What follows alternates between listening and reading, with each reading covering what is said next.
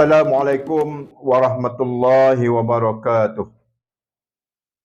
A'udzu billahi samii'il 'aliim minasyaitonir rajiim. Bismillahirrahmanirrahim. Alhamdulillahirabbil alamin wassalatu wassalamu ala asyrafil anbiya'i mursalin wa ala alihi washabihi ajma'in. Qala Allah Ta'ala fi kitabil aziz. A'udzu billahi minasyaitonir rajiim. Syahr Ramadan alladzi unzila fihi al-Qur'an hudan lin-nasi wa bayyinatin minal huda wal furqan. Shadaqallahul azim. Sidang pelajar muslimin muslimat rahimakumullah. Alhamdulillah, summa alhamdulillah, kita diberi kesempatan untuk berada pada bulan Ramadan bagi tahun ini, dan alhamdulillah kita diberi kesempatan juga untuk melaksanakan tuntutan dan tanggungjawab untuk hari yang ke-11 Ramadan pada hari ini. Alhamdulillah. Moga-moga kedatangan Ramadan dan bertemunya kita dengan Ramadan pada tahun ini memberi peluang ganjaran, keampunan dan rahmat untuk kita insya-Allah. Pelajar-pelajar yang dikasihi sekalian, puasa merupakan satu ibadat, satu tanggungjawab dan mempunyai dalil dan juga bukti ataupun perintah dalam Al-Quran. Kewajipan sebagaimana yang disebut dalam Al-Quran, a'udzubillahi minasyaitonir rajim, ya ayyuhalladzina amanu kutiba alaikumus shiyam kama kutiba alal ladzina min qablikum la'allakum tattaqun. Ayat ini menunjukkan kepada kita satu perintah. Wahai orang-orang yang beriman, diwajibkan ke atas kamu berpuasa sebagaimana telah diwajibkan atas orang-orang sebelum kamu. Semoga kamu beroleh bertakwa ataupun ketakwaan. Muslimin muslimat rahimakumullah, kita yang diberi kesempatan untuk berada di Ramadan pada kali ini, insya-Allah perlunya kita menganggap puasa itu, melihat puasa itu dari sudut ibadat. Ini merupakan perintah Allah yang wajib kita laksanakan. Jangan sesekali kita menganggap puasa ini sebagai suatu adat kebiasaan yang berlawanan dengan ibadat. Bermaksud bila kita menganggap sebagai adat kebiasaan, maka kita laksanakan tentang puasa ini dengan cara yang biasa-biasa. Tidak menganggap dia sebagai satu ibadat ataupun perintah Allah Subhanahu Wa Taala. Puasa merupakan satu kewajipan, perintah Allah yang datang bersama dengan hukum-hukum yang lain. Sebagaimana hadis Nabi SAW menyebut, Buniyal Islam ala khamsin, syahadati an la ilaha illallah wa anna Muhammadar Rasulullah wa iqamis salah wa ita'iz zakah wal hajj was saumi Ramadan. Yang bermaksud diasaskan Islam atas 5 dasar, 5 tunjang ataupun 5 perkara, iaitu mengaku bahawa tiada Tuhan selain pada Allah Subhanahu Wa Taala dan bahawa Nabi Muhammad itu utusan Allah, mendirikan solat, membayarkan zakat, menunaikan haji dan berpuasa pada bulan Ramadan. Dalil Al-Quran dan hadis ini menunjukkan kewajipan bersama dengan hukum-hukum yang lain untuk kita sebagai umat Islam. Sidang hadirin dan muslim-muslimat sekalian,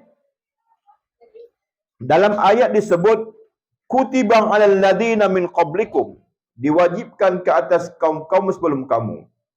InsyaAllah sedikit sebanyak kita cuba imbau balik, melihat kewajipan puasa ini bukan sekadar kepada umat kita, umat Nabi Muhammad SAW, malah juga diwajibkan ke atas umat-umat terdahulu. Nabi Adam alaihissalam apabila diturunkan daripada syurga, maka Nabi Adam bertaubat kepada Allah Subhanahu Wa Taala. Rabbana zalamna anfusana wa illam taghfir lana wa tarhamna lanakunanna minal khasirin. Dan Nabi Adam juga melaksanakan, menunaikan kefarduan puasa, iaitu pada 13, 14 dan 15 pada bulan-bulan hijrah. Diceritakan juga Nabi Adam AS telah melaksanakan puasa pada 10 Muharram sebagai tanda hari pertemuan baginda dengan Hawa di padang Arafah. Dan diceritakan juga Nabi Adam AS berpuasa 40 hari setiap tahun. Ya? Dan Nabi Adam juga diceritakan berpuasa pada hari Jumaat, iaitu hari baginda diciptakan dalam surga. Nabi Nuh AS telah melaksanakan dan menuruti perintah puasa sebagaimana perintah Nabi Adam AS. Malah Nabi Nuh ditimpakan satu ujian yang besar, iaitu banjir ketika itu. Maka Nabi Nuh berada dengan kaum-kaumnya di atas batra selama berbulan-bulan. Maka Nabi Nuh melaksanakan puasa, kewajipan berpuasa berbulan-bulan di atas batra tersebut. Nabi Daud AS diceritakan Nabi Daud berpuasa sepanjang tahun dengan cara berselang-seli.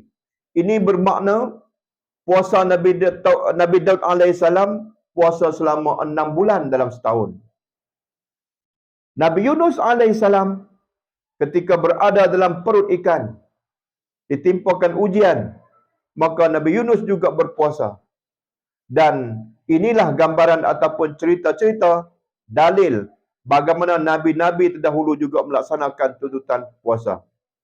Maka untuk kita umat Nabi Muhammad SAW, kewajipan berpuasa ini diletakkan dalam setahun, dipilih satu bulan, iaitulah bulan Ramadan, untuk kita laksanakan puasa, ya, sebagai memenuhi rukun Islam, salah satu daripada rukun-rukun Islam. Sidang pelajar sekalian, akhir sekali, insya-Allah kita akan sambung di lain masa berkaitan dengan hikmah berkaitan dengan Ramadan. Dan insya-Allah salah satu hikmah berpuasa ataupun kelebihan Ramadan ini ialah untuk kita meletakkan nafsu kita ataupun kita menempuh ujian yang sama, iaitu ujian kelaparan. Puasa ini bermaksud menahan diri daripada makan dan minum dari mula terbit fajar hingga terbenam matahari. Bermakna kefarduan ini nak mengajar kita supaya kita berlapar, ataupun kita nak menjerat nafsu kita, ataupun kita nak menjadi orang yang tidak halaba kepada makanan, dan dengan ini menimbulkan keinsafan.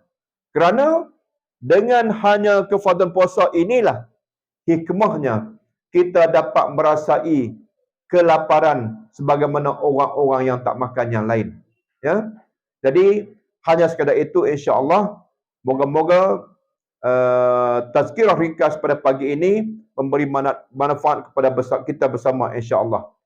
Dan akhir sekali, sabda Nabi SAW, "Man shama Ramadhana imanan wa ihtisaban, ghufira lahu ma taqaddama min zambi." Sesiapa yang berpuasa dengan penuh keimanan dan mengharapkan balasan dan juga pengampunan Allah Subhanahu wa taala, ghufira lahu, diampunkan baginya ma taqaddama min zambi, diampunkan segala dosa-dosanya yang terdahulu. Sekian dahulu insya-Allah untuk pagi ini. Moga-moga memberi peringatan untuk kita bersama. Sekian, Assalamualaikum warahmatullahi wabarakatuh.